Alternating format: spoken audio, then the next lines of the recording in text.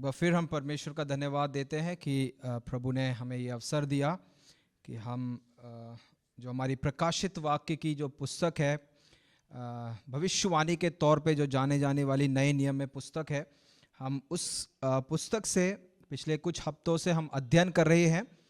और पिछले हफ्ते हमने जो अध्याय 1 है प्रकाशित वाक्य का, वो हमने समाप्त किया है। भले ही थोड़ा 4 से 5 सप्ताह हमने लिए हैं इसे ख़त्म करने के लिए, बट कई सारी चीज़ों को सीखने के लिए परमेश्वर ने हमारी सहायता करी है। उसके लिए हम प्रभु का धन्यवाद देते हैं। आज जो हम देखेंगे वो है अध्याय 2 से अध्याय 2, जहाँ पर इफिसुस की कलीसिया के विषय में लिखा गया है। जो हम पत्र को, जो पत्रियाँ हैं, जो पत्र लिखे गए हैं, उन पत्रों के बारे में हम यहाँ पर देखते हैं कि सबसे पहला जो पत्र यूहन्ना को आज्ञा के तौर पे कहा गया था, वो इफिसुस की कलीसिया को लिखा गया था ना। तो एक बार फिर से हम पहला अध्याय उसका 19वां वचन हम पढ़ेंगे।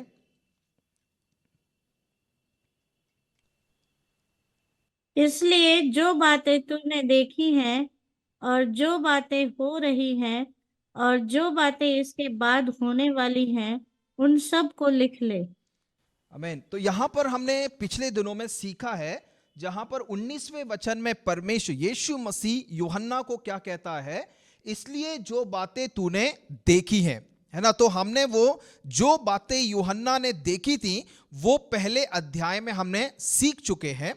अब अध्याय 2 और 3 वो बातें बताती हैं जो इसके बाद होने वाली हैं, और कहता है वहां पर इसलिए जो बातें तूने देखी हैं, है ना। तो जो पहले अध्याय में हमने सीखा है वो बातें हैं जो हमने या यूहन्ना ने उस समय देखी थी। अब अध्याय 2 और 3 में अगर देखा जाए, यहां पर क्या कहता है कि जो बातें हो रही हैं। तो आज के समय में जो बातें घट रही हैं या हो रही हैं, और अगर आपको याद हो, हमने पिछले दिनों में जो 7 कलीसियाओं के विषय में यहां पर वर्णन किया गया है, ये सारी की सारी 7 कलीसियाएं अलग अलग युगों को दर्शाती है। तो उसी के आधार पर अगर देखा जाए तो जो बातें हो रही हैं, है ना, तो उसके विषय में यहां पर कहता है यूहन्ना को यीशु मसीह की इन बातों को भी लिख। और जो बातें हो रही हैं हम वो दूसरे और तीसरे अध्याय में हम पढ़ेंगे। और तीसरी बात जो यहां पर कहता है कि इसके बाद होने वाली है, जो अध्याय 4 से लेके अध्याय 22 तक जो बातें घटेंगी या होने वाली हैं भविष्य में, उन चीजों के बारे में या उन बातों के विषय में यहां पर कहा गया है। तो जो दूसरी बात है कि जो बातें हो रही हैं, है ना, उसके विषय में हम यहां पर सीखेंगे। तो हम दूसरे अध्याय में आएंगे। तो मैं चाहता हूं कि कोई भी एक जन दूसरे अध्याय का 1 से लेके 7 वचन तक पढ़ दीजिएगा। दूसरा अध्याय 1 से लेके 7 वचन तक। इफिसुस की कलीसिया के दूत को यह लिख, जो 7 तारे अपने दाहिने हाथ में लिए हुए हैं और सोने की 7 दीवटों के बीच में फिरता है, वह यह कहता है कि मैं तेरे काम और तेरे परिश्रम और तेरे धीरज को जानता हूँ, और यह भी कि तू बुरे लोगों को देख नहीं सकता, और जो अपने आप को प्रेरित कहते हैं और है नहीं, उन्हें तूने परख कर झूठा पाया। तू धीरज धरता है और मेरे नाम के लिए दुख उठाते उठाते थका नहीं। पर मुझे तेरे विरुद्ध यह कहना है कि तूने अपना पहला सा प्रेम छोड़ दिया है। इसलिए स्मरण कर कि तू कहाँ से गिरा है, और मन फिरा और पहले के समान काम कर। यदि तू मन न फिराएगा तो मैं तेरे पास आकर तेरी दीवट को उसके स्थान से हटा दूंगा। पर हाँ, तुझ में यह बात तो है कि तू निकुलियों के कामों से घृणा करता है, जिनसे मैं भी घृणा करता हूँ। जिसके कान हो वह सुन ले कि आत्मा कलीसियाओं से क्या कहता है। जो जय पाए, मैं उसे उस जीवन के पेड़ में से जो परमेश्वर के स्वर्ग लोक में है फल खाने को दूंगा। आमीन। यहां पर दूसरे अध्याय का पहला वचन हम देखते हैं, जहां पर क्या कह रहा है कि इफिसुस की कलीसिया के स्वर्गदूत को यह लिख, है ना। स्वर्गदूत के विषय में अगर हम जाने, पिछले ही हफ्ते हमने पढ़ा था, जो आगे यहां पर कहता है कि जो सातों तारे अपने दाहिने हाथ में लिए हुए हैं और सोने की सातों दीवटों के बीच में फिरता है। पिछले हफ्ते हमने देखा कि जो 7 तारे हैं वो क्या हैं, है ना। जैसे 7 कलीसियाओं में जो पास्टर्स लोग हैं या जो अगुए लोग हैं उसके विषय में वहां पर कहता है, और 7 दीवट जो यीशु मसीह की कलीसियाओं को दर्शाता है उसके विषय में वहां पर कहा गया है। अब इफिसुस की कलीसिया के स्वर्गदूत को, मतलब जो इफिसुस की कलीसिया का उस समय जो पास्टर था या चरवाहा था, उसके लिए इस पत्र को लिखने के लिए परमेश्वर यूहन्ना को यहां पर कहता है। अब इफिसुस के विषय में अगर देखा जाए, इसका अर्थ हम इस प्रकार से कह सकते हैं, बहुत प्रिय है, प्यारा है या इष्ट है ना, बहुत पसंदीदा, इस प्रकार से हम कह सकते हैं। मैं एक बार फिर से दोहरा देता हूं कि जो इफिसुस है उसका जो अर्थ है वो इस प्रकार से कह सकते हैं, बहुत प्रिय है, प्यारा है या इष्ट है ना, बहुत बहुत चाहने वाला, इस प्रकार से हम उसे कह सकते हैं। अब इफिसुस की कलीसिया के स्वर्गदूत को, अब इस कलीसिया के विषय में अगर देखा जाए कि यूहन्ना को यहां पर परमेश्वर इस दूसरे अध्याय में यीशु मसीह ने जो एशिया माइनर की जो 4 पहली कलीसियाएं हैं वो कौन कौन सी हैं? इफिसुस है, स्मिर्ना है, पिरगमुन है और तुआतीरा। इन 4 कलीसियाओं को पत्र लिखने के लिए कहा, जो हम दूसरे अध्याय में इन 4 कलीसियाओं के विषय में हम देखते हैं। अब हर एक कलीसिया के विषय में आप देखिएगा कि कुछ बातें हैं, है ना, जो एक प्रारूप के तौर पर एक फॉर्मेट को यीशु मसीह वहां पर इस्तेमाल करता है, और उस फॉर्मेट को हर एक कलीसिया के लिए वो इस्तेमाल करके उन बातों को उनके सामने रखता है। अगर पहली चीज अगर उदाहरण के तौर पर देखा जाए, एक आत्म पदनाम या स्वयं का एक पदनाम वहां पर दिया गया है।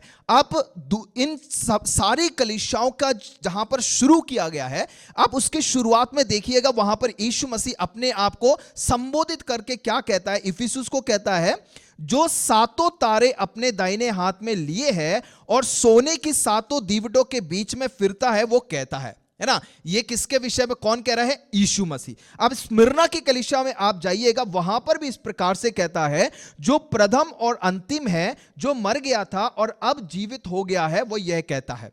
पिरगमुन में जाइएगा, वहां पर भी वो कहता है, जिसके पास तेज दुधारी तलवार है, वो यह कहता है ना।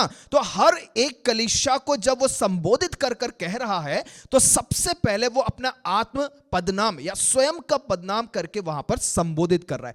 उसके बाद हम देखते हैं, प्रशंसा करता है, निंदा करता है, संबोधित चेतावनी देता है, उपदेश देता है और वादा देता है। इंग्लिश में मैं उसे दोहरा देता हूं यहां पर, his self designation, commendation, condemnation and related warning, exhortation and promise, है ना। यहां पर ये सारी चीजें हैं जिसका प्रारूप या फॉर्मेट यीशु मसीह इन कलीसियाओं के लिए इस्तेमाल करता है। वो क्या क्या है? एक है आत्मपदनाम, फिर प्रशंसा के तौर पर, फिर एक निंदा के तौर पर, फिर संबंधित चेतावनी, जो उनसे रिलेटेड है उसके विषय में, फिर उपदेश और एक वादा वहां पर कहता है ना।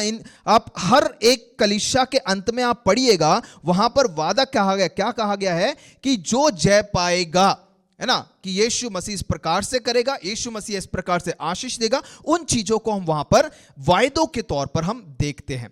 अब प्रत्येक पत्र इस चेतावनी के साथ समाप्त होता है, क्या है वो? कि जिसके कान हो सुन ले कि आत्मा कलीसिया से क्या कहता है ना। तो ये क्या दर्शाता है? हमें इससे क्या पता चलता है कि पत्र केवल चर्चों के व्यक्तिगत लाभ के लिए नहीं थे। ठीक है, ये चीज है जो हम वहां पर देखते हैं, जहां पर यीशु मसीह कहता है कि ये सिर्फ एक ही व्यक्ति, या सिर्फ जब वो कहता है कि वहां के स्वर्गदूत को लिख या वहां के पास्टर को लिख, तो सिर्फ वो पास्टर के लिए नहीं है, बल्कि सारी कलीसिया वहां पर सम्मिलित है ना। इसलिए वहां पर अंत में जाकर कह रहा है कि जिसके कान हो वो सुन ले कि आत्मा कलीसिया से क्या कहता है। ठीक है, अब हम आगे देखते हैं कि यीशु का ये पहला पत्र है, जो जैसे मैंने शुरुआत में भी कहा है, इफिसुस के चर्च को या कलीसिया को क्या है, संबोधित करते हुए यहां पर कहता है। तो यीशु ने जिन 7 चर्चों को संबोधित किया था, उनमें से इफिसुस पतमोस द्वीप के सबसे करीब था। मैं आपको एक मैप दिखाना चाहता हूं, जो पिछले दिनों में भी आपको मैंने दिखाया था, मैं उसे फिर से आपके सामने शेयर करना चाहता हूं।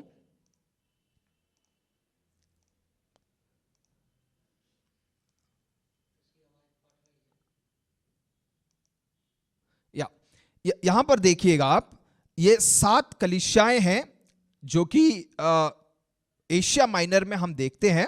और इस पतमोस द्वीप, ये जो पतमोस द्वीप है, यहां पर क्या है, यूहन्ना को रखा गया था, है ना। जैसे मैंने एक क्लास में बताया भी था कि जैसे हमारे देश में, है ना, अंडमान में जो एक काला पानी की सजा दी जाती थी, उसी प्रकार से ये पतमोस द्वीप भी था, जहां पर लोगों को क्या है, मरने के लिए डाल दिया जाता था। और ये पतमोस द्वीप था जहां पर यूहन्ना को भी फेंक दिया गया था कि वो मर जाए।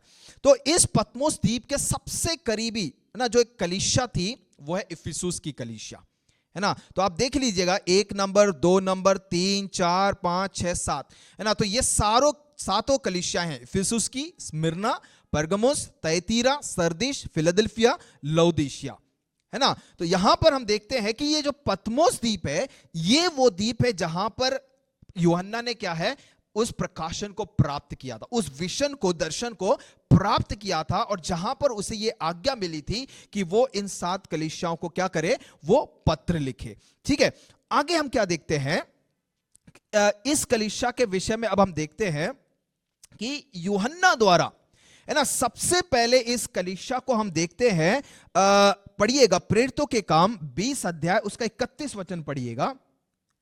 प्रेरितों के काम की पुस्तक 20 अध्याय उसका 31 वचन पढ़िएगा।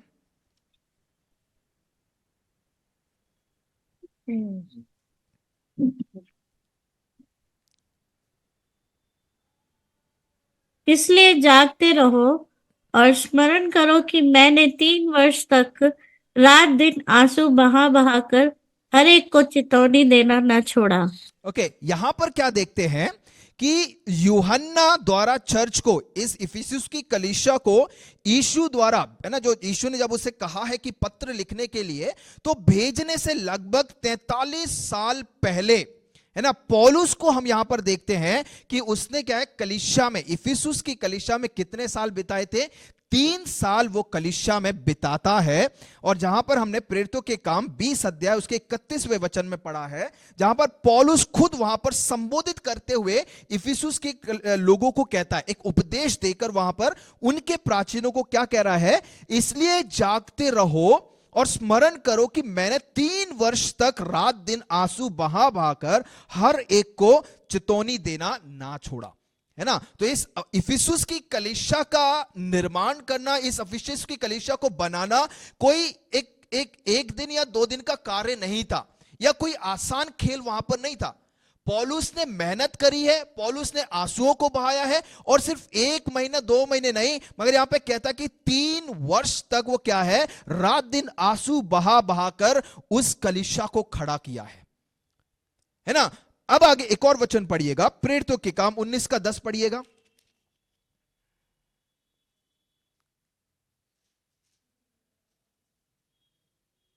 इसका 10, 2 वर्ष तक यही होता रहा, यहाँ तक कि आसिया के रहने वाले, क्या यहूदी क्या यूनानी, सब ने प्रभु का वचन सुन लिया। ओके, तो यहां पर हम देखते हैं कि 2 वर्ष तक यही होता रहा, यहां तक कि, है ना, हम इन अध्यायों में हम देखते हैं कि किस प्रकार से पौलुस वहां पर जहां कहीं भी सेवकाई करने जाता था, है ना, उसका एक तरीका हुआ करता था, एक मेथड हुआ करता था, कुछ स्ट्रैटेजीज हुआ करती थी, रणनीतियां, जहां पर वो इन्हें इस्तेमाल करके सेवकाई अपनी करता था। तो उसी के दौरान यह क्या कहता है, यहां तक कि आसिया के रहने वाले, क्या यहूदी क्या यूनानी, सबने क्या है, प्रभु का वचन सुन लिया। तो उसमें इफिसुस की कलीसिया भी आती है, जिसने इस जो पौलुस की सेवकाई के दौरान क्या है, परमेश्वर के वचन को प्राप्त किया, परमेश्वर के वचन को सुना। और हम देखते हैं कि किस प्रकार से एशिया माइनर में कलीसिया की स्थापना हुई, परमेश्वर का वचन फैल गया।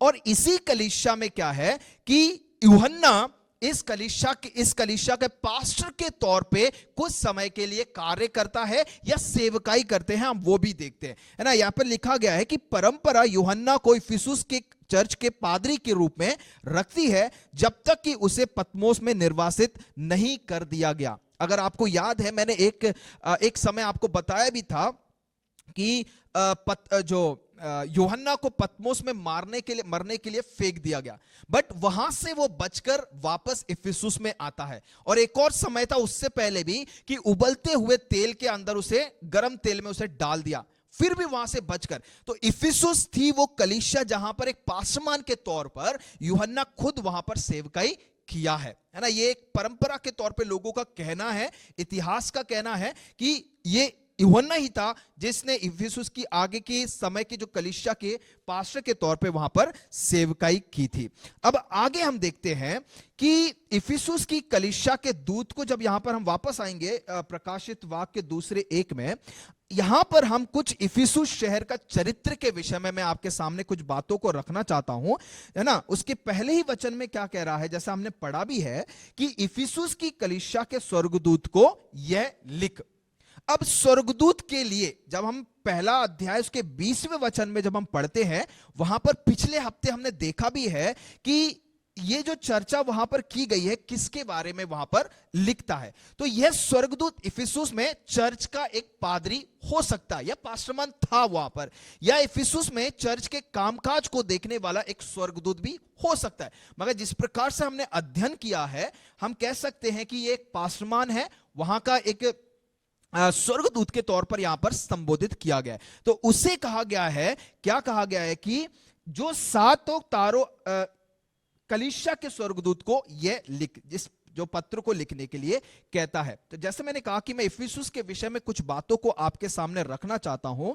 इफिसुस के विषय में अगर आज के समय में इफिसुस को देखा जाए तो टर्की नामक जो जगह है, देश है, वहां पर इस इफिसुस को पाया जाता है। मतलब आज के समय पर, है ना, इससे हम कह सकते हैं कि टर्की नामक जो टर्किस है, वहां पर एक छोटा सा शहर है, वहां पर हम इसे देखते हैं।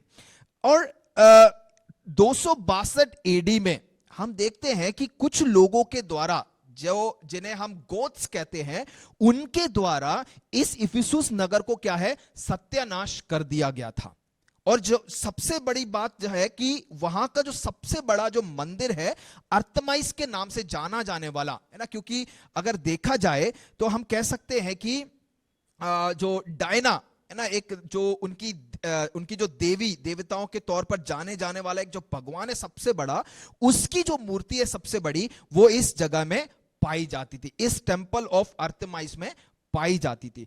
और इसी के आधार पर अगर हम जब इस अध्याय में हम पढ़ते हैं, दूसरे अध्याय के कौन एक वचन है वहां पर कहता है, 5वें वचन में क्या कह रहा है, इसलिए स्मरण कर कि तू कहां से गिरा है और मन फिरा और पहले के समान काम कर, और यदि तू मन ना फिराएगा तो मैं तेरे पास आकर तेरे दीवट को उसके स्थान से क्या करूंगा, हटा दूंगा, है ना। तो ये चेतावनी परमेश्वर ने सालों पहले इफिसुस की कलीसिया को दे दिया था कि अगर वो मन ना फिराएंगे तो किस प्रकार से उन्हें उस स्थान से हटा दिया जाएगा। तो है ना, ये देखते हैं कि 262 एडी में उन्हें क्या किया, गोत्स लोगों ने क्या किया, सत्यानाश कर दिया था। ठीक है, अब हम वापस आएंगे।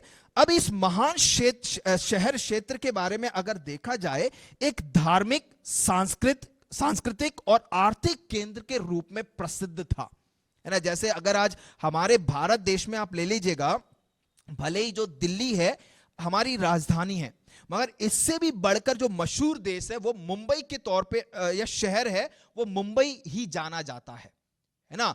आर्थिक चीजों को लेकर या हर चीज में आप ले लीजिएगा, दिल्ली से ज्यादा मशहूर जो शहर है वो मुंबई के तौर पे हम जान। तो उस समय में भी अगर देखा जाए, ये जो महान शहर था जो इफिसुस, वो भी क्या है, धार्मिक, सांस्कृतिक और आर्थिक केंद्र के रूप में इसे पूरे विश्व में प्रसिद्ध था।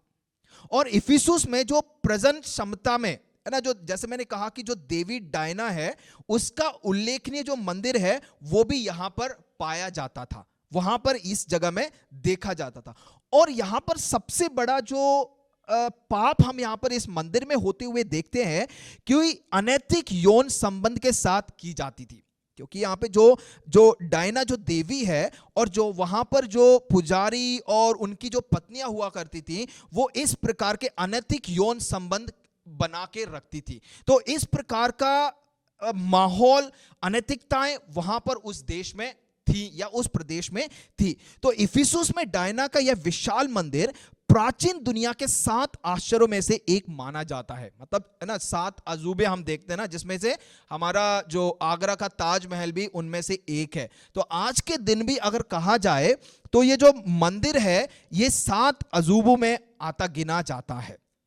और इसके विषय में अगर देखा जाए, इसकी जो खासियत है वो यही है कि इसे 425 है ना, जो इसकी बिल्डिंग है वो 425 फीट लॉन्ग है, लंबाई है 220, इसकी जो चौड़ाई है वो कह सकते हैं फीट, और 60 फीट क्या है इसकी ऊंचाई है।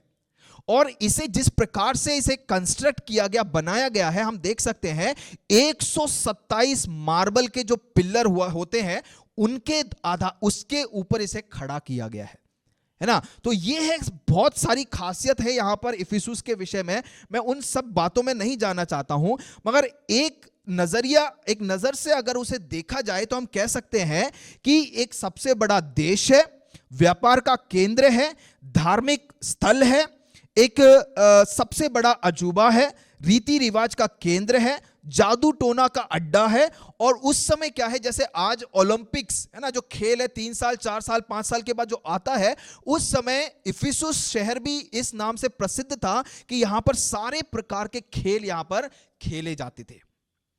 तो ये सारी चीजें हैं जो हम इस इफिसुस जो नगर है, शहर है, उसके विषय में हम पढ़ते हैं, है ना। अब वापस हम आएंगे 19 अध्याय का पहला वचन पढ़िएगा।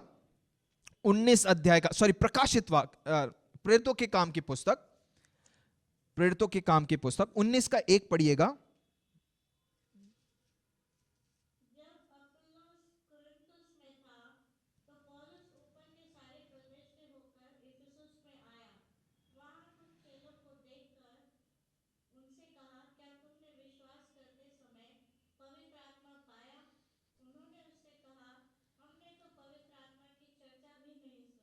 ओके, तो यहां पर हम देखते हैं कि पौलुस, सिर्फ पौलुस नहीं मगर पौलुस के अलावा भी हम वहां पर देखते हैं अक्विला, प्रिस्किल्ला है, अपोलोस है, जिन्होंने इस इफिसुस नामक जो शहर है वहां पर सेवकाई की है। और हम अगर इसी अध्याय के, जैसे हमने पहले भी पढ़ा है, 19 अध्याय का पहला वचन, 19 अध्याय का 10वां वचन और 20 अध्याय का 31 वचन, ये तीनों वचन बताते हैं कि किस प्रकार से पौलुस ने वहां पर 3 साल रहकर सेवकाई की। और जैसे मैंने कहा है कि पौलुस के अलावा वहां पर अपोलोस है ना, जो एक बहुत ही अच्छा बाइबल अध्ययन देने वाला एक व्यक्ति था, प्रभु का दास था, उसने इस जगह में जाकर सेवकाई की है और लोगों को प्रभु में बढ़ने के लिए प्रोत्साहित किया है। और उसके साथ साथ हम एक्विला, प्रिस्किल्ला के विषय में भी हम पढ़ते हैं। पढ़िएगा 18 अध्याय का 24 से लेके पढ़िएगा, प्रेरितों के काम 18 अध्याय उसका 24 से पढ़िएगा। अपुल्लोस नामक एक यहूदी, जिसका जन्म सिकंदरिया में हुआ था, जो विद्वान पुरुष था और पवित्र शास्त्र को अच्छी तरह से जानता था, इफिसुस में आया। उसने प्रभु के मार्ग की शिक्षा पाई थी और मन लगाकर यीशु के विषय ठीक ठीक सुनाता और सिखाता था। परंतु वह केवल यूहन्ना के बपतिस्मा की बात जानता था। वह आराधनालय में निडर होकर बोलने लगा, पर प्रिस्किल्ला और अक्विला उसकी बातें सुनकर उसे अपने यहाँ ले गए और परमेश्वर का मार्ग उसको और भी ठीक ठीक बताया। जब उसने निश्चय किया कि पार उतरकर अखाया को जाए, तो भाइयों ने उसे ढाढ़स देकर चेलों को लिखा कि वे उससे अच्छी तरह मिले। और उसने वहां पहुंचकर उन लोगों की बड़ी सहायता की जिन्होंने अनुग्रह के कारण विश्वास किया था, क्योंकि वह पवित्र शास्त्र से प्रमाण दे देकर कि यीशु ही मसीह है, बड़ी प्रबलता से यहूदियों को सबके सामने निरुत्तर करता रहा। ओके, तो यहां पर हम देखते हैं कि किस प्रकार से चाहे वो अपोलोस हो एक्विला प्रिस्किल्ला हो, इन्होंने इफिसुस की कलीसिया को बढ़ाने में या इफिसुस की कलीसिया की उन्नति के लिए किस प्रकार से सहायता की है। अब हम इसी के साथ साथ हम पौलुस का जो करीबी एक जो सहयोगी था, या हम कह सकते हैं कि उसके पुत्र के तौर पे वो कहता है तिमुथियुस, उसने भी इस जगह में जाकर सेवकाई है। पढ़िएगा पहली तिमुथियुस 1:3 पढ़िएगा, पहला तिमुथियुस 1:3।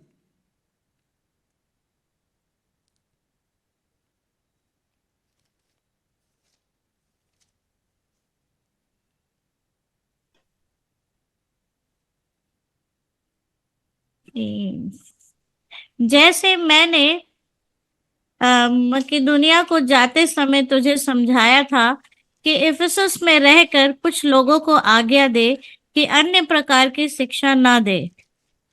ओके, यहां पर हम देखते हैं कि पौलुस किसे संबोधित कर रहा है यहां पर, तिमुथियुस को, क्या कहकर, जैसे मैंने मकिदुनिया को जाते समय तुझे समझाया था कि इफिसुस में रहकर कुछ लोगों को आज्ञा दे कि अन्य प्रकार की शिक्षा ना दे, है ना। तो यहां पर हम देखते हैं कि तिमुथियुस ने भी इफिसुस नामक जो जगह है, शहर है, वहां पर भी जाकर प्रभु की सेवा करी है। और जैसे मैंने शुरुआत में भी कहा है कि यूहन्ना जिसने इस प्रकाशित वाक्य की पुस्तक को लिखा है, उसने भी इफिसुस नामक जो कलीसिया है वहां पर जाकर सेवकाई की है। हम एक और व्यक्ति के विषय में हम पढ़ते हैं, इफिसियों 6:21 पढ़िएगा।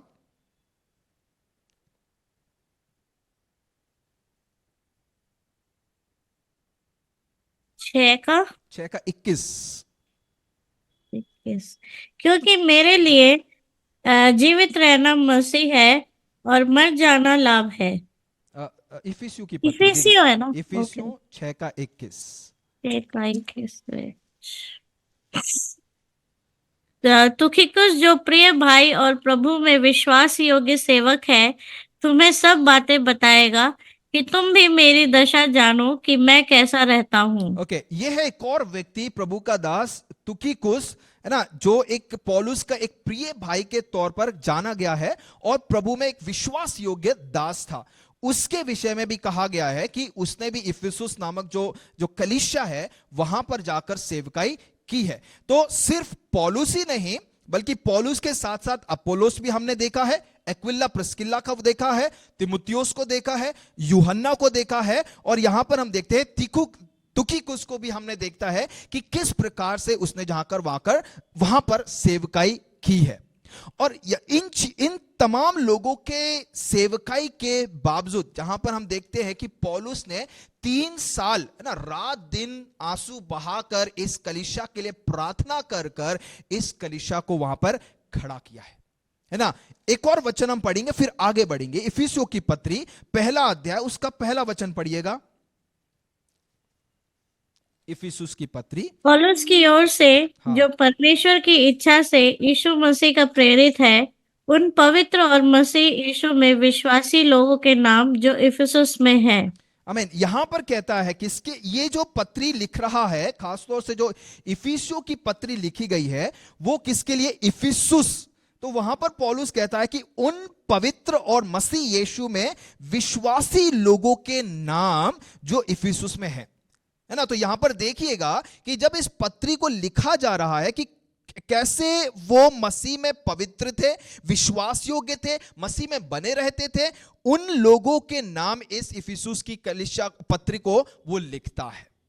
ठीक है, तो अब मैं विश्वास करता हूं कि आपको जो इफिसुस की जो कलीसिया है या जो वहां का शहर है उसके विषय में एक चित्रण आपको वहां पर मिल गया होगा। ठीक है, मैं इसके साथ साथ मैं एक स्क्रीन शेयर करना चाहता हूं, वहां पर आपको कुछ पिक्चर्स दिखाकर हम आगे बढ़ेंगे।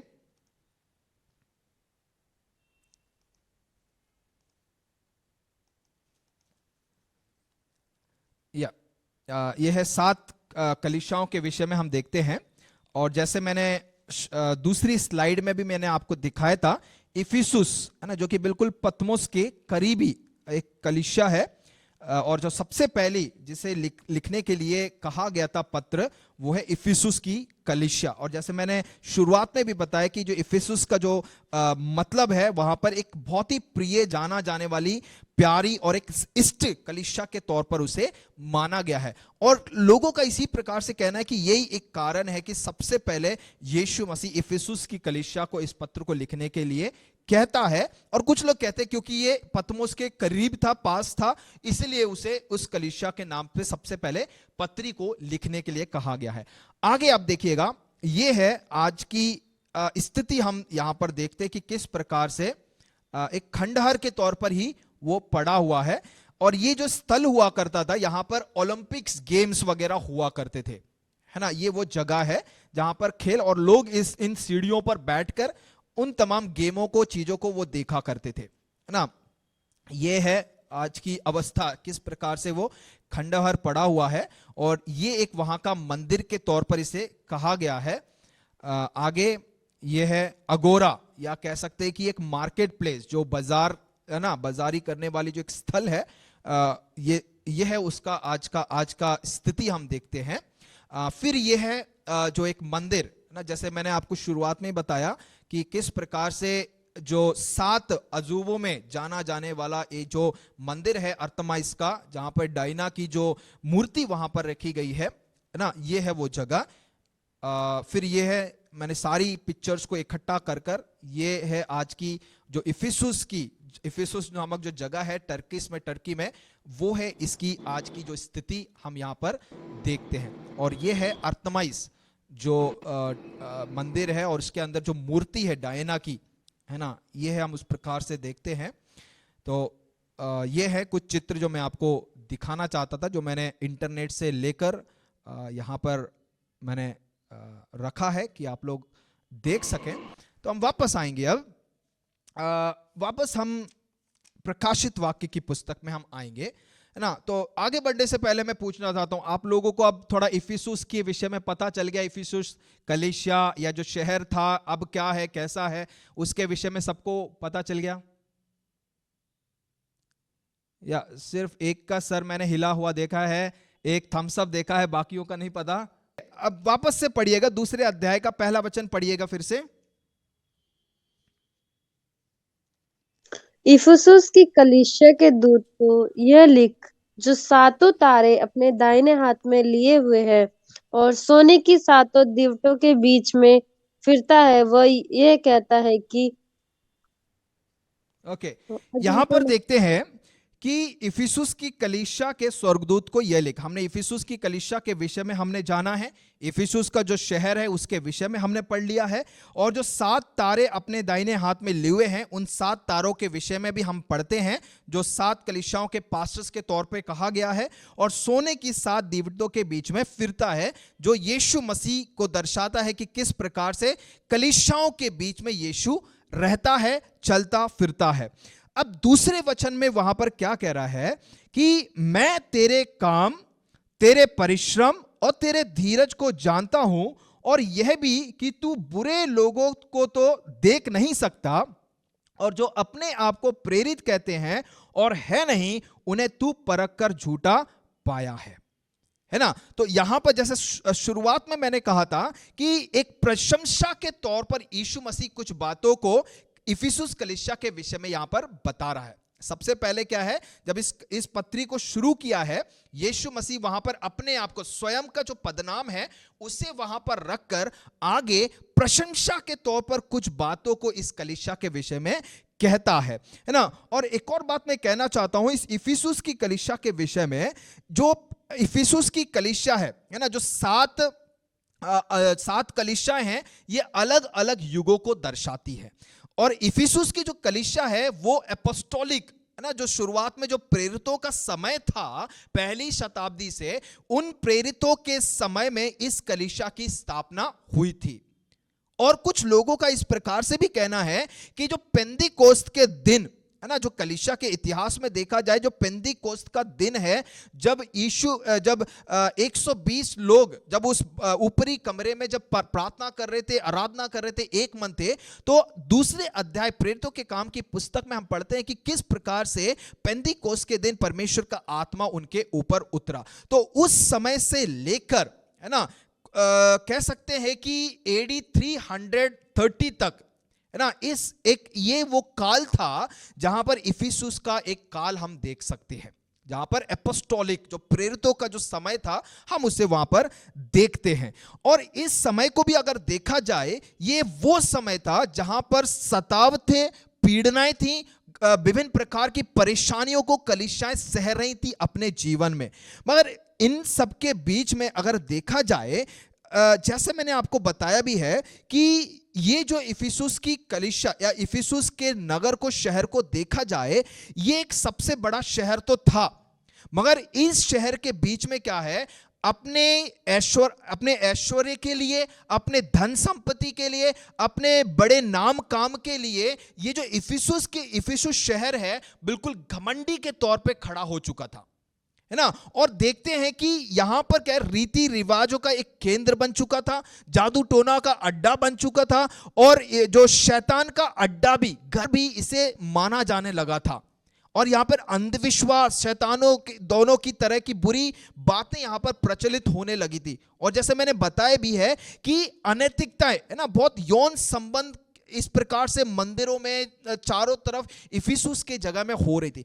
अब इन सब अनैतिकता के बीच में हम क्या देखते हैं, इफिसुस की कलीसिया क्या है, विश्वास में खड़ी हुई है। और उसके विषय में यहां पर परमेश्वर यीशु मसीह क्या कह रहा है कि मैं तेरे कामों को जानता हूं। तो वहां पर 3 बातों को हम देखते हैं कि यीशु मसीह उनके विषय में कह रहा है। सबसे पहली बात क्या है कि मैं तेरे कामों को जानता हूं, दूसरा है तेरे परिश्रम को जानता हूं, और तीसरा कहता है कि मैं तेरे धीरज को जानता हूं, है ना। तो सबसे पहली बात, हम तेरे कामों को जानता हूं, उसके विषय में हम देखेंगे, है ना।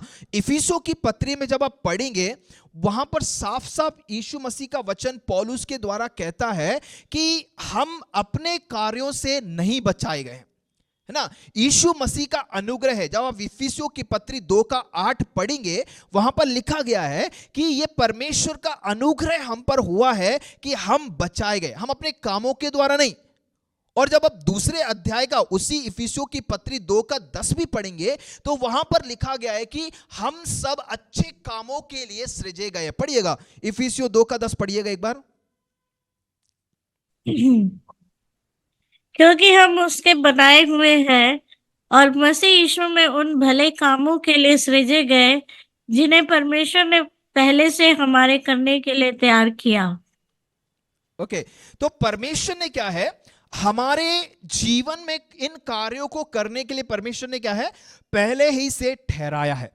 तो मैं इन दोनों वचनों को लेकर, इफिसियों 2:8 और इफिसियों 2:10, इन दोनों वचनों को अगर मैं निचोड़कर अगर कहूं, मैं पिछले दिनों में भी हम पिछले दिनों में जब एक बाइबल स्टडी कर रहे थे, उसमें भी मैंने आपको बताया था कि भले ये सत्य है कि हम अपने अच्छे कामों के द्वारा नहीं बचाए गए, मगर एक बार जब हमने यीशु मसीह को अपने जीवन में उद्धारकर्ता स्वीकार ग्रहण कर लिया है, उस समय से लेकर हमारे कार्यों के आधार पर ही क्या है, हमें इनाम मिलेगा या हमें रिवार्ड मिलने वाला है। तो ये आप ध्यान में रखिएगा, भले ही हम अच्छे कार्यों से नहीं बचाए गए या हमारे कर्मों से हम नहीं बचाए गए, परमेश्वर का अनुग्रह था, मगर एक बार जब हमने यीशु को अपने जीवन में उद्धारकर्ता स्वीकार ग्रहण कर लिया है, उस समय से लेकर हमारे कामों के आधार पर ही हमारा न्याय होगा, हमारा मुकुट जो है हमें प्राप्त होगा। तो हमारे कार्य ही है जो परमेश्वर को प्रसन्न करने वाले होने चाहिए, हमारे कार्य ही है जो परमेश्वर की इच्छा के अनुसार होने चाहिए, हमारे कार्य है जो परमेश्वर के वचनों के आधार पर ही होना चाहिए। यहां पर इस इफिसुस की कलीसिया को देखा जाए, जहां पर यीशु मसीह कहता है कि मैं तेरे कामों को जानता हूं, है ना। तो 3 बातों को हम देखते हैं कि 3 सकारात्मक बातें हैं, जो गुण हैं, यीशु मसीह इनकी सराहना कर रहा है। और उनमें से एक बात है कि मैं तेरे कामों को जानता हूं। तो वे अच्छे काम कर रहे थे, जैसे मैंने बताया कि इन तमाम चीजों के बीच में ले लीजिएगा, इफिसुस की जो कलीसिया थी कहां पर रह रही थी? एक ऐसे जगह में जहां पर झूठे धर्म शामिल थे, जहां पर देवी डायना की पूजा बड़े पैमाने पर की जाती थी, जहां पर अंधविश्वास और जादुई कलाएं हुआ करती थी, जहां पर अनैतिकताएं हो रही थी, जहां पर सताव थे। इन सब के बीच में रहकर इफिसुस की कलीसिया क्या कर रही है? वहां पर वे अच्छे काम कर रही है ना। यीशु की आज्ञाओं का पालन वो कर रही हैं, सच्चाई पर चल रही हैं। ये कुछ सकारात्मक बातें प्रशंसा के तौर पर यीशु मसीह इफिसुस की कलीसिया को कहना चाहता है कि तुम्हारे काम अच्छे हैं, तुम अच्छे काम कर रहे हो, यीशु की आज्ञाओं का पालन कर रहे हो, सच्चाई पर चल रहे हो, है ना। अगर इन चीजों को आज हम अपने जीवन में परख कर देखें कि हमारे समाज में, हमारे चारों तरफ भी कई प्रकार की चीजें हैं, कई प्रकार की अनैतिकताएं हैं, कई प्रकार की जादू टोना होने वाली जो बातें हैं, है ना, जादुई की चीजें होने वाली हैं, मगर इन सब के मध्य में हम अपने कामों को किस प्रकार से प्रकट करते हैं? हम अपने आप को हमारे कामों को क्या परमेश्वर को प्रसन्न करने के आधार पर करते हैं, या लोगों को प्रसन्न करने के लिए, या अपने खुद की मर्जी से चीजों को करने के लिए हम करते हैं? एक ऐसे काल में, है ना, जहां पर इफिसुस के नगर में अनैतिकताएं थी। ये चुनौती की बात है इफिसुस के लोगों को कि वो अपने विश्वास में बने रहें, सच्चाई में बने रहें, जो सच्चाई उन्होंने प्राप्त की है, और यीशु की आज्ञाओं पर चलते रहें। तो आज हमारे लिए भी एक चुनौती है कि भले ही हम अच्छे कामों के द्वारा नहीं बचाए गए, मगर आज जब हमने यीशु मसीह को अपना लिया है, हम भले कामों के लिए सृजे गए हैं, तो हम भले कामों को अपने जीवन से प्रकट करें। चाहे वो हमारे चाल चलन में हो, हमारे बोलचाल में हो, हमारे देखने में हो, हमारे जीवन शैली में हो, हमें भले कामों के लिए जब सृजा गया है तो भले कामों को अपने जीवन से प्रकट करना है। एक वचन को पढ़िएगा, तीतुस की पत्री 1:16 पढ़िएगा। तीतुस की पत्री 1:16 पढ़िएगा।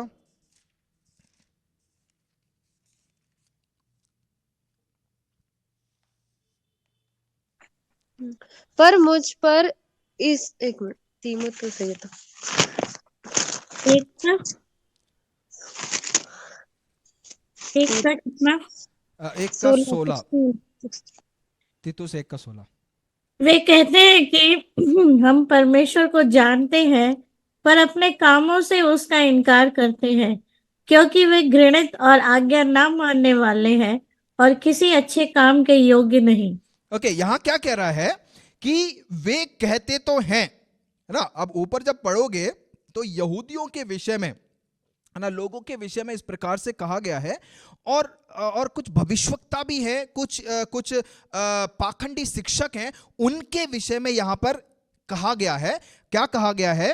कि वे कहते तो हैं, है ना। तो मैंने आपको बता दिया है कि वे कौन है। यहां पर क्या कह रहे हैं कि हम परमेश्वर को जानते हैं पर अपने कामों से उसका इनकार करते हैं, है ना। हम परमेश्वर को जानते हैं, हम कहते हैं, मगर क्या हम अपने कामों से उसको इनकार करते हैं या स्वीकार करते हैं? अगर यहूदा की पत्री में भी आप पढ़ेंगे, इवन शैतान भी ये जानता है और शैतान भी उसके नाम से डरता है, ये विश्वास शैतान भी करता है। मगर शैतान और हम में फर्क है, शैतान के कार्यों में हमारे कार्यों में फर्क है, उसके विश्वास करने और हमारे विश्वास करने में फर्क है। हमारे कार्य क्या परमेश्वर को प्रसन्न करते हैं? हमारे कार्य इस प्रकार से है कि सिर्फ वो भक्ति के पीछे छुपे हुए हैं। हम बाहर से तो आराधना कर रहे हैं, प्रार्थना कर रहे हैं, तालियां बजा रहे हैं, सब चीजें कर रहे हैं, मगर जो हमारी भक्ति है वो हमारे कार्यों के पीछे छुपी है। या कह सकते हैं कि हमारे जो कार्य हैं हमारी भक्ति के पीछे छुपे हुए, है ना। यहां पर उन पाखंडियों के विषय में, उन झूठे भविष्यवक्ताओं या झूठे शिक्षक के विषय में यहां पर क्या कह रहा है कि वे कहते हैं कि हम परमेश्वर को जानते हैं पर अपने कामों से उसका इनकार करते हैं, क्योंकि वे घृणित और आज्ञा न मानने वाले और किसी अच्छे काम के योग्य नहीं है, है ना। एक उदाहरण के तौर पे मैं आपको यहां पर समझा देता हूं ना। मान लीजिए कि मेरे घर में ना कोई अचानक से, ना, जैसे कई बार हम अपने पास्टर को देखते हैं कि अचानक घर के सामने आकर बेल बजाते थे हैं या कि मैं आ रहा हूं करके, है ना। तो कोई मेहमान आ गया या पास्टर जी आ गए या कोई हमारा रिश्तेदार आ गया, तो घर अगर मेरा फैला हुआ है तो उस फैले हुए घर को मैं क्या करूंगा, जल्दी से चीजों को समेट कर या तो बेड के नीचे डाल दूंगा या अलमारी के अंदर कैसे भी ठूस दूंगा, और बाहर बस क्या दिखेगा, बहुत अच्छा है ना। ये वास्तविकता है, हर घरों में होता है, हर घर की ये कहानी है कि जो फैला पड़ा हुआ है चीजें हैं, हम उसे छुपाने की कोशिश करते हैं। अब यहां पर उस उदाहरण को हम अपने इस संदेश के आधार पर लेके आए, जहां पर यीशु मसीह इस कलीसिया को क्या कह रहा है कि मैं तेरे कामों को जानता हूं। हमारी भक्ति, आराधना, प्रार्थना सब है, बट हमारे कार्य कैसे हैं, है ना। चीजों को तो हमने छुपा के रख दिया है ना। आप जब उस पलंग के नीचे या अलमारी को खोल के देखेंगे, आपको कचरा ही दिखेगा, मगर बाहर से बहुत सुंदर दिख रहा है ना। तो इसलिए मैंने कहा कि we try to hide our work behind our bhakti. हमारे भक्ति के पीछे क्या है, हम अपने कामों को छुपाने की कोशिश करते हैं। हमारे हर एक के कामों के अनुसार हमें परमेश्वर प्रतिफल देगा, है ना। मैं दूसरे धर्मों में जाना नहीं चाहता कि दूसरे धर्म वाले क्या कहते हैं या कर्म के विषय में नहीं, मगर आत्मिक तौर पर अगर देखा जाए या बिब्लिकल परमेश्वर के वचन के आधार पर देखा जाए, इवन याकूब की पत्री में भी लिखा गया है कि जो कर्म है हमारे विश्वास के बिना मरा हुआ है। हम विश्वास कर रहे हैं मगर उसके आधार पर मेरे कर्म नहीं है। मैं प्रार्थना तो कर रहा हूं मगर प्रार्थना के आधार पर मेरे काम नहीं है। मैं आराधना तो कर रहा हूं, उसके आधार पर मेरे काम नहीं है। मैं भक्ति का जीवन दिखाने की कोशिश कर रहा हूं मगर मेरे काम नहीं है। यीशु मसीह इफिसुस की कलीसिया को कहता है मैं तेरे कामों को जानता हूं। और आज इस शाम के समय हम इस मोरिया चर्च को मैं कहना चाहता हूं, मैं अपने आप को भी वहां रखना चाहता हूं और मुझे जो सुनने वाले लोग हैं यही कहना चाहता हूं कि परमेश्वर हमारे कामों को जानता है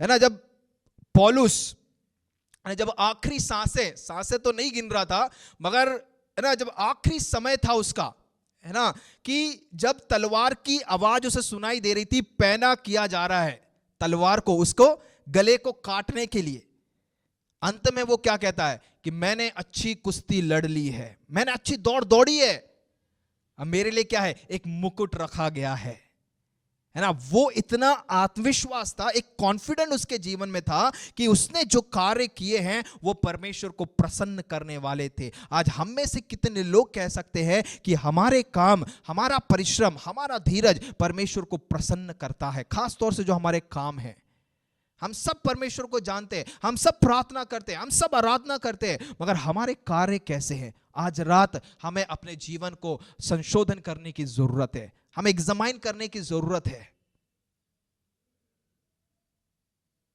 ना। यीशु मसीह क्या कहता है कि होठों से तो मेरे पास आते मगर इनका हृदय क्या है, मुझसे दूर है।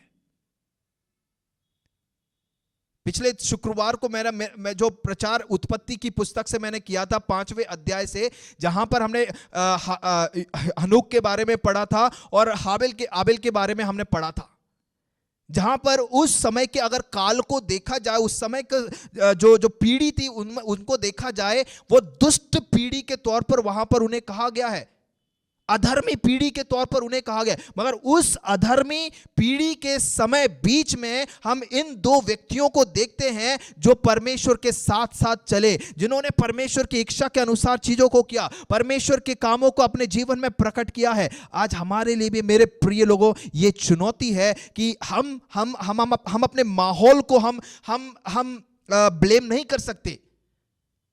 हमारे चारों तरफ क्या हो रहा है हम उसे ब्लेम नहीं कर सकते, मगर परमेश्वर ने जब हमें बुलाया है अपने अनुग्रह से, तो हमारे काम परमेश्वर को प्रसन्न करने वाले होने चाहिए, परमेश्वर की महिमा के लिए होने चाहिए। मैं एक उदाहरण देके मैं समाप्त करूंगा आज की इस क्लास को, है ना। एक वायोलिन बजाने वाला एक व्यक्ति, कई महीनों सालों तक उसने बहुत प्रैक्टिस किया, उसके गुरुजी ने उसे सिखाया, और एक ऐसा समय आया कि एक बड़े कंसर्ट में, है ना, उसे वायोलिन बजाने का मौका उसे मिला। वायोलिन बजाने के बाद सब खड़े होकर, है ना, तालियां बजा रहे हैं, चिल्ला रहे हैं। बहुत उस ऑडिटोरियम के अंदर बहुत गूंज है लोगों के चिल्लाने की। मगर ये जो व्यक्ति है कोने में देखता है एक व्यक्ति को वहां पर खामोश बैठा हुआ है, चुप बैठा हुआ है, और वो था इसका खुद का गुरु। क्योंकि वो जानता है कि उसने कैसे बजाया है, वो जानता है कि उसने क्या काम किया है, वो जानता है कि किस तरीके से उसे सिखाया गया था, उसके अनुसार उसने किया या नहीं। इस दुनिया में सब हमारे कामों को देखकर, हमारे भले कामों को देखकर वाहवाही करेंगे, हमारी भक्ति को देखकर वाहवाही करेंगे, भविष्यवाणियां कर रहे हैं वाहवाही करेंगे, अच्छा प्रचार कर रहे हैं उसके लिए तालियां बजेंगी। मगर क्या हमारे काम हमारे सृजनहार को प्रसन्न करते हैं, जिसने हमें बनाया है, जिसने हमें चुना है, जिसने हमें यहां तक रखा है? और जैसे हमने इफिसियों की पत्री में पढ़ा है कि हमें भले कामों के लिए सृजा है, क्या वो प्रसन्न है? हमारा मकसद प्रभु को खुश करना है हमारे कामों के द्वारा। और वो इफिसियों की कलीसिया को क्या कहता है कि मैं तेरे कामों को जानता हूं। आज रात परमेश्वर हमारे कामों को जानता है। आपके बेडरूम के अंदर आप क्या कर रहे हैं, आपके बाथरूम में आप क्या कर रहे हैं, आप गुप्त में क्या कर रहे हैं, शायद बाहर के लोग, आपके माँ बाप या शायद दूसरे लोग नहीं जानते होंगे, मगर एक कार्य को जानने वाला एक परमेश्वर है जो हर एक के मनों को जांचता है, उनकी गुप्त बातों को जांचता है। हम उस परमेश्वर से डरने वाले होने पाए। तो आइए हम अपनी आंखों को हम बंद करेंगे, हम प्रार्थना में हम जाएंगे।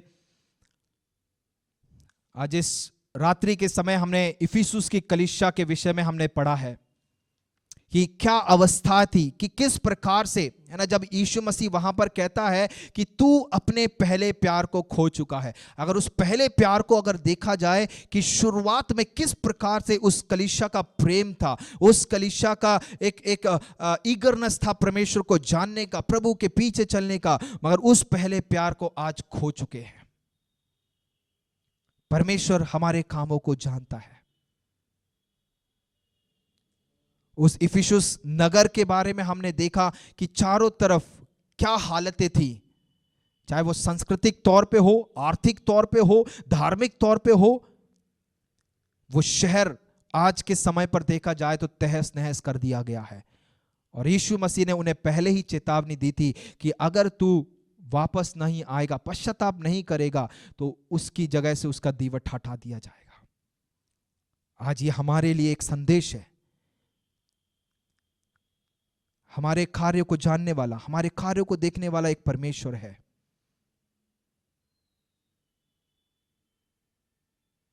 हम उसके सामने हम डरते कांपते एक भक्ति का जीवन बिताते, एक धार्मिक का जीवन बिताते हुए हम आगे बढ़ने पाए।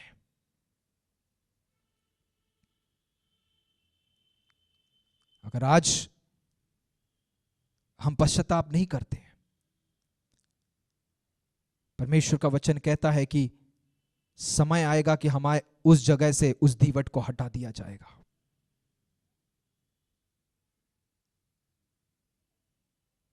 हम जिस उद्देश्य के लिए सृजे गए हैं, हम उस उद्देश्य के आधार पर अपने जीवन को बिताने वाले होने पाए।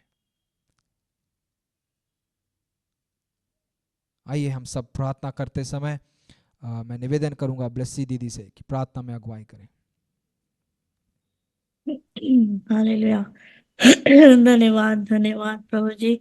एक बार फिर से प्रभु जी धन्यवाद करते हैं आपकी उपस्थिति में आते हैं प्रभु जी। हालेलुया। धन्यवाद प्रभु परमेश्वर, आपने हमें ये सुंदर अवसर दिया प्रभु जी, कुछ समय आपके उपस्थिति में प्रभु जी वचनों से सीखने के लिए प्रभु परमेश्वर आपने हमें मदद किया प्रभु जी। धन्यवाद करते हैं। जो भी बातें प्रभु जी आप तेरे दास के जरिए प्रभु जी आप हमें यहाँ पे प्रभु जी सिखा रहे हैं प्रभु जी, उन वचनों की गहराइयों को समझने के लिए प्रभु जी आप हमें मदद कर रहे हैं, इसलिए धन्यवाद करते हैं प्रभु परमेश्वर।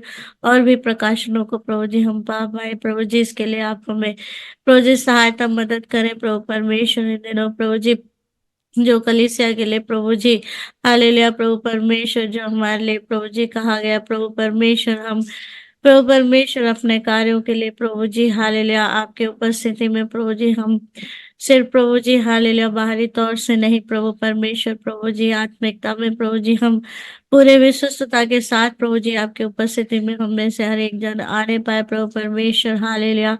प्रार्थना करते हैं प्रभु जिन दिनों हम सभी को प्रभु जी आप मदद करें प्रभु परमेश्वर, आपके कार्यों के लिए प्रभु जी हम सभी खड़े हो पाए पिता परमेश्वर हालेलुया।